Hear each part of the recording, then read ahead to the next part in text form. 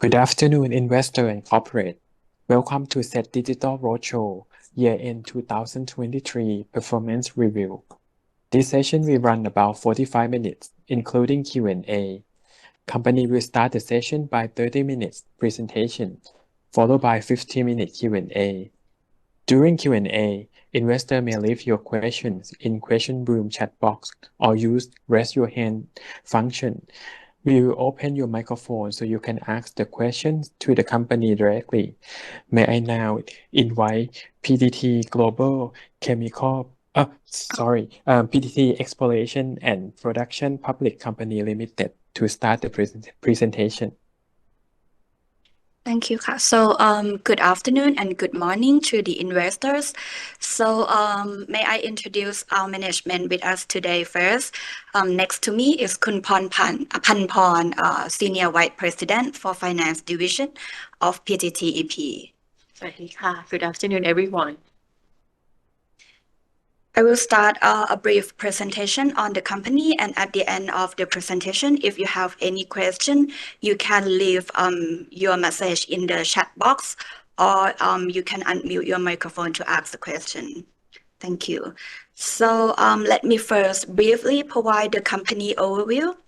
On the first page of the presentation, on page 4, PTTEP is the listed company in the Stock Exchange of Thailand with the market capitalization over $17 billion, and the major shareholder currently is PTT Public Company Limited, or our parent company, which is holding approximately 64% of the outstanding shares, while the remaining of the stocks are traded in the SET Stock Exchange of Thailand, with majority of the shareholders are local institution and foreign institution for approximately 33% in total. For last year, we reported sales revenue at $9 billion, with the production volume reported at 638,000 barrels of oil equivalent per day, which we plan to increase sales volume growth. In the year 2028, we expect that the production will go beyond 800,000 barrels of oil equivalent per day.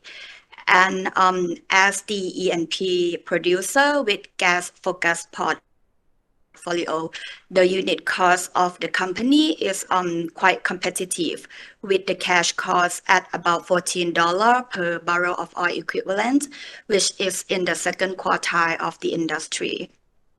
During last year, we have paid the dividend at 9.5 Thai baht per share, which is translated into the dividend yield for about 6.4%.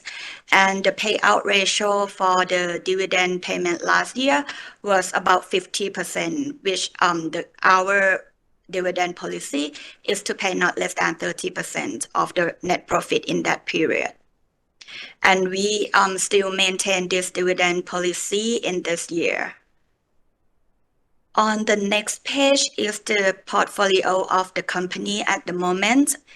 Currently our home base is absolutely Thailand, with about 67% contribution to the company's sales volume.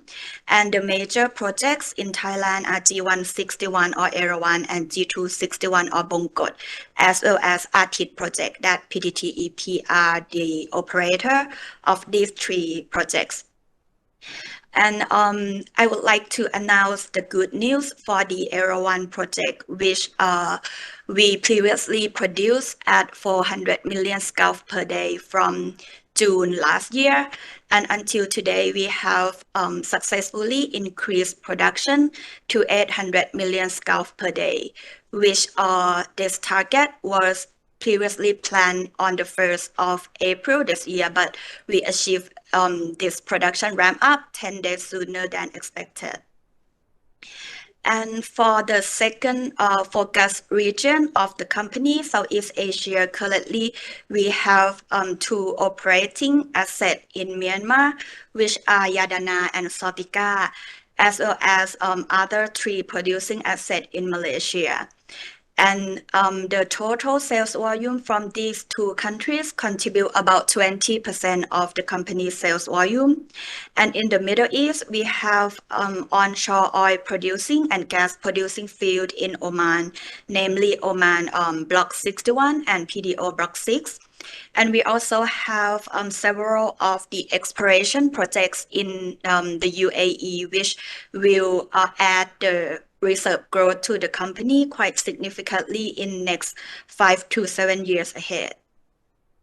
In Africa, we also have the onshore oil producing field in Algeria, which are Algeria Hasibara Gas Project and Algeria Berseba, which the daily production in total is approximately 33,000 barrels of oil per day. We also have the key development project in Mozambique, which is the Mozambique LNG, which the site reaccess is expected in the first half of this year to deliver the first cargo of LNG delivery in first half of 2028.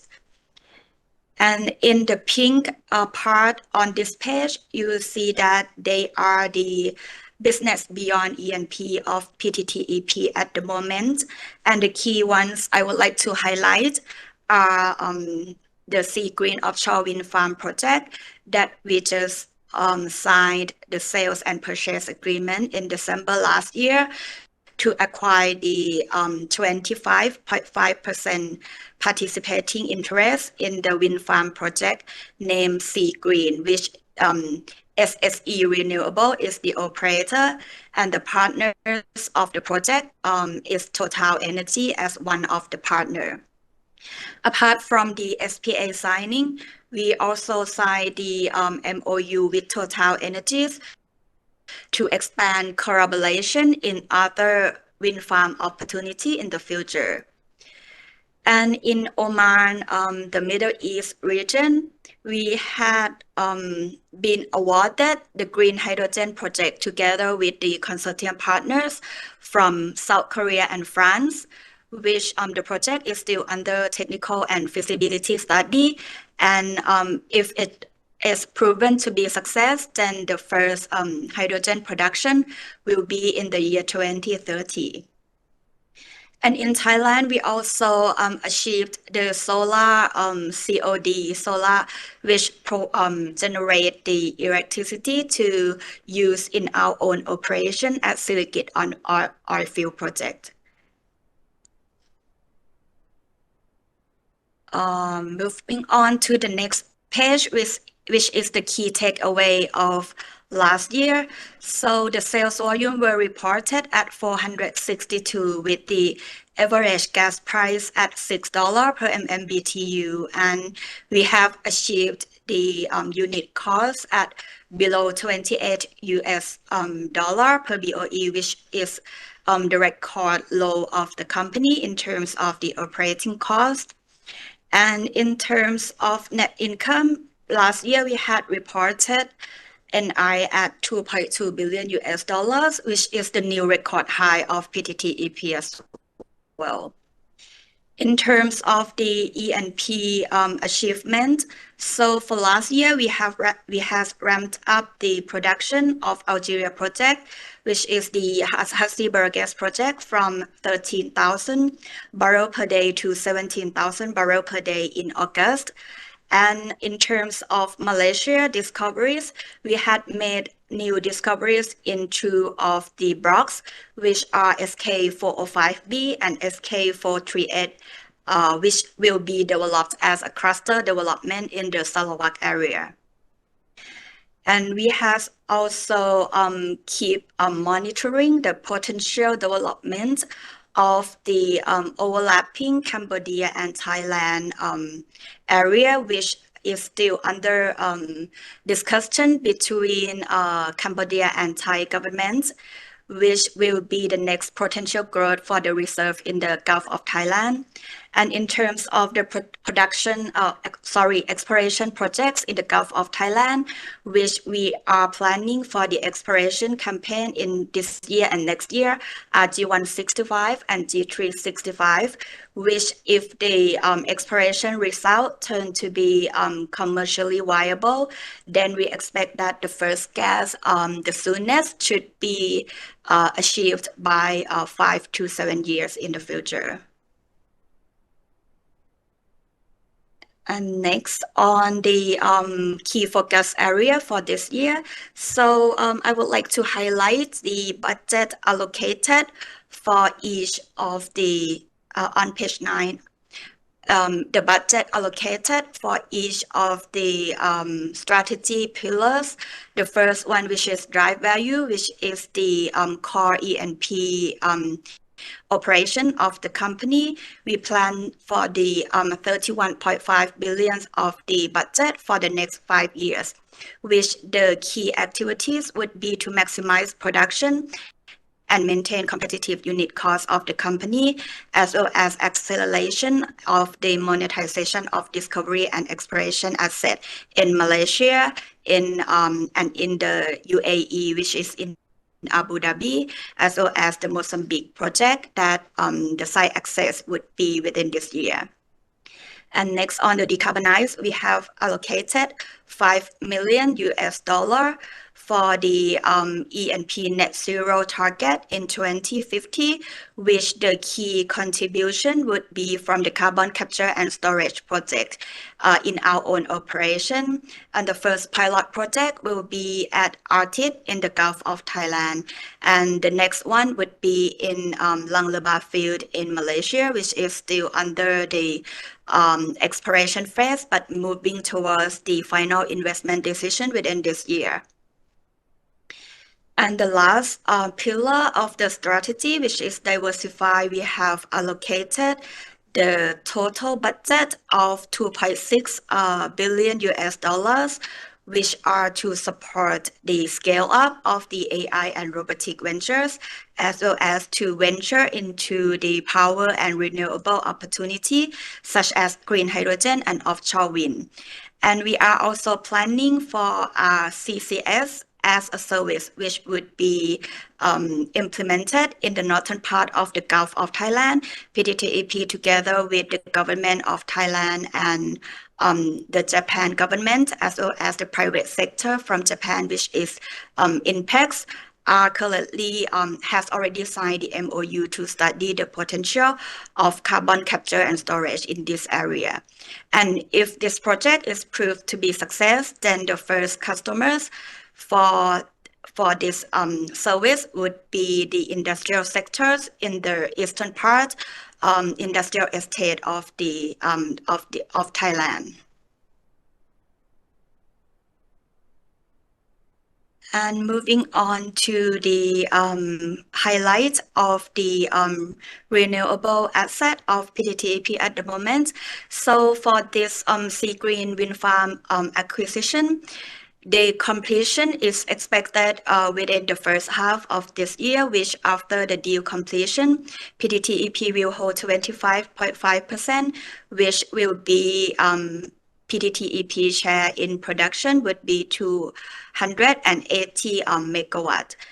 And this asset has already in fully operation since October last year, so it can generate the cash inflow for PTTEP immediately after the deal completion. And the total capacity of the project is 1.1 gigawatt of the electricity generation. And the wind speed in this area is considered to be very high potential, about 10 meters per second, compared to the other wind farm projects in the other areas around the world, average at about 5 to 7 meters per second. And next on the green hydrogen in Oman, which is another renewable opportunity for the company. So this project is still under the technical and feasibility study, but the project is planned to generate the renewable production at 5.3 gigawatt from the wind and solar. And this electron produced from wind and solar will be translated into the green hydrogen production at about 218,000 tons per annum. And this hydrogen produced will be then converted to green ammonia to be further off-taken to the South Korea buyer. And next on the oil and gas market update. So on the crude price, we expect that in 2024, there will be an average increase in demand for crude oil, which is driven by the economic growth of the developing countries in the Southeast Asia, China, and India to continue import crude oil at high level, while the OECD has projected the global GDP growth at 2.9% this year, which is increased from the previous forecast at 2.7%. So we think this will support the demand side, while on the supply side, it is forecasted that in this year, there will be an average increase in crude oil production from non-OPEC members, such as the US, Canada, Brazil, Norway. However, the OPEC member has agreed to collectively reduce production until the second quarter this year. So we think that the oil price should still be able to maintain at the level of $70 to $80 per barrel, given the current situation, and there might be some upside to this number. And the key factors to be closely monitored still be the global economic growth, the OPEC Plus policy, and the member compliance, as well as the geopolitical tension amongst countries, which may impact the global oil supply. And next on the financial result reported in the fourth quarter and in last year. So last year was the new record high of the company, which the net profit was reported at $2.2 billion US. And despite the decline in the operating net profit, we had reported significantly lower non-operating losses, which are mainly from lower of the impairment and the lower of the oil price hedging losses. And that caused our NI to increase compared to 2022. And next on the volume and price. So last year we had reported the sales volume at 462, which is slightly lower and in the year 2022, mainly from lower sales volume reported from Oman Block 61 in the Middle East, offset with higher sales volume from Thailand, which is mainly from the increased production of G161 project from 200 million scf per day in 2022 to 400 million scf per day since June 2023. However, the forecasted sales volume for this year will be more than 500,000 barrels of oil equivalent per day, which is approximately 40,000 BOED higher than last year, mainly from the increased production of G161 project from 400 to 800 million cubic feet per day. And as I mentioned, that we had already achieved that production ramp up today. In terms of the product price of the company, so the weighted average price last year was reported at $48.2 per BOE, which in terms of the volume mix, our products is weighted in the gas portion for about 72%, and the rest 28% is the liquid, which are crude oil and condensate. So the driver of the gas price would be the oil would be the oil market price. For some project in the Gulf of Thailand, the oil the oil index in the price formula is the high sulfur fuel oil, while for G161 and G261, the oil index is Dubai price. So our gas price will move according to the global market oil price. However, there are lag time of the price adjustments for about 6 to 12 months. So our gas price will be quite resilient compared to the oil price fluctuation. And for our liquid price, it would be normally tracked to the Dubai market price with certain discount for about $2 to $3 per BOE. And next on the unit cost. So last year we reported the unit cost at $27.6 per BOE, which half of it is the DD&A. And so the cash cost was just about $14 per BOE, and we expect that the unit cost for this year, as well as in the next medium term, would be in the range of $28 to $29 per BOE, which will be slightly higher than what we reported last year from the increase in the oil field service contractor rate, including the rig rate and logistic cost in the industry at the moment. But we think $28 to $29 is still competitive compared to peers. Next, on the financial result of the company. So last year, our EBITDA margin was 74%, with the ending cash on hand at $4 billion, and the debt to equity ratio at the end of the year was just 0.25 times, which is still far below the policy at 0.5. So we still have quite a bunch of the debt headroom. And the average cost of debt of the company reported at the end of the year was below 4% per annum. And our interest rate are 100% fixed, which means that we have no exposure to the market interest rate. And for the average loan life of the company, currently at about 14 years, and we have no debt service obligation until the year 26. So in terms of the cash on hand and financial position of the company, we are quite robust to support the expansion or investment in the new business, or even in the E&P business according to our strategy.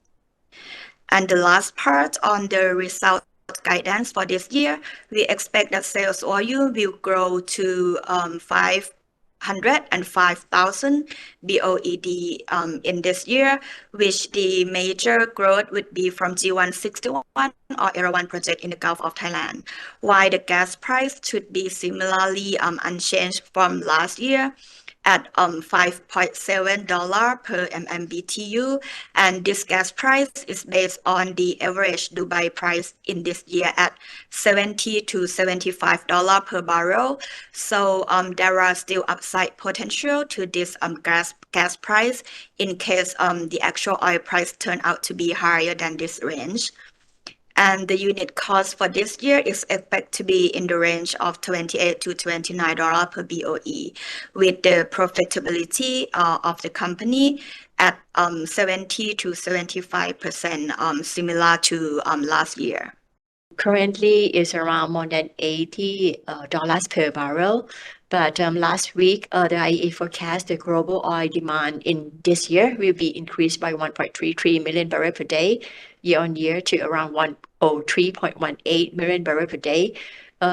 When compared with the global oil supply is expected to increase by only 0.88 million barrels per day to around 102.9 million barrels per day. So this would result in the global oil market being in a deficit situation. So I think that we should wait and see for the positive side for the oil price. So thank you so much for your interest and attention to PTTEP set digital roadshow. Thank you so much. Thank you. Bye bye. Okay, this session has come to the end. Thank you very much, investor and corporate, for joining the conference. If you do need further details, please feel free to drop us an email. ขอบคุณครับ